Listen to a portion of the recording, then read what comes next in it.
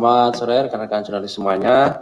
Hari ini kami akan menyampaikan terkait dengan pengumuman penetapan tersangka dan juga sekaligus penahanan ya dalam pengembangan perkara dugaan suap terkait dengan proyek-proyek di Dinas PUPR Kabupaten Muara Enim tahun 2019.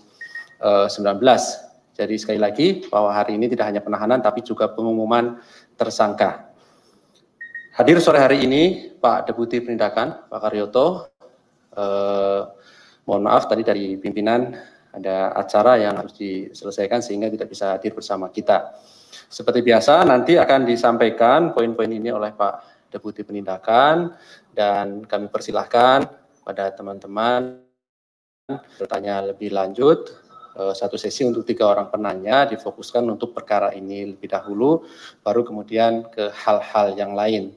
Karena nanti ini waktunya hampir menjelang maghrib, jika nanti masih berlanjut dan ada azan maghrib, nanti kita berhenti sejenak untuk mendengarkan azan maghrib jika nanti masih berlangsung acara ini. Baik, kami silahkan Pak Deputi Penindakan untuk menyampaikan beberapa poin terkait dengan penanganan perkara dimaksud. Kami silahkan Pak.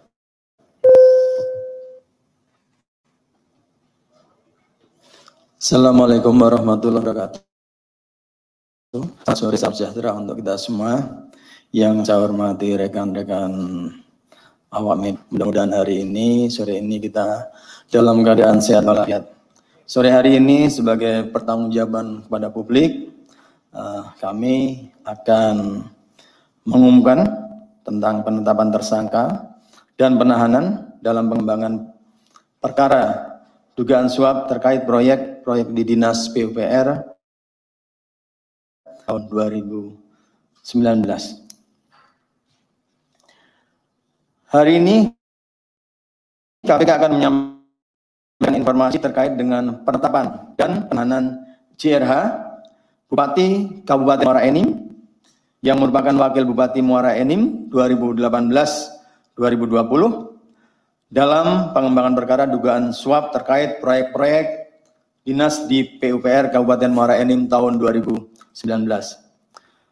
Perkara ini berawal dari kegiatan tangkap tangan pada 3 September 2018 dan telah menetapkan 5 orang tersangka, yaitu AYN, Bupati Kabupaten Muara Enim 2018-2019,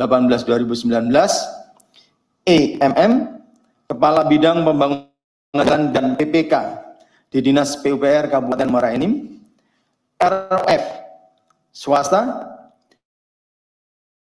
AB, Ketua DRD Kabupaten Muara Enim, RS, PLT, Kepala Dinas PUPR Kabupaten Muara Enim. Perkara kelima tersangka tersebut telah disidangkan dan diputus pada tingkat PN, Tipikor, Palembang, dengan putusan bersalah dan telah berkekuatan hukum tetap. Setelah menemukan bukti permulaan yang cukup untuk dilanjutkan dengan gelar, KPK menyimpulkan adanya dugaan tindak pidana korupsi, menerima hadiah atau janji proyek di Dinas PUPR Kabupaten Muara Enim tahun anggaran 2019. Bersamaan dilakukan penyidikan sejak tanggal 20 Januari 2021. KPK selanjutnya menetapkan 1 orang tersangka, yaitu JRH, Bupati Kabupaten Muara Enim, yang merupakan Wakil Bupati Muara Enim 2018-2020.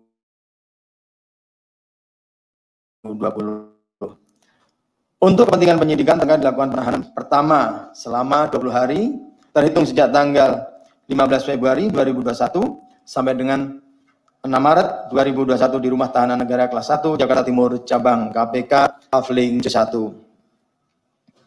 Sebagai upaya untuk melakukan mitigasi penyebaran COVID-19 di rutan KPK, maka tersangka akan dilakukan isolasi mandiri selama 14 hari kerja di rutan KPK Pavling C1. Adapun konstruksi perkaranya bahwa diduga telah terjadi awal tahun 2019 Dinas PUPR Kabupaten Muara Enim melaksanakan proyek pengadaan pekerjaan fisik berupa 2019. Dalam pelaksanaan proyek pengadaan diduga turut menyepakati dan menerima sejumlah uang berupa komitmen fee dengan nilai 5% dari total nilai proyek yang salah satunya diberikan oleh RF.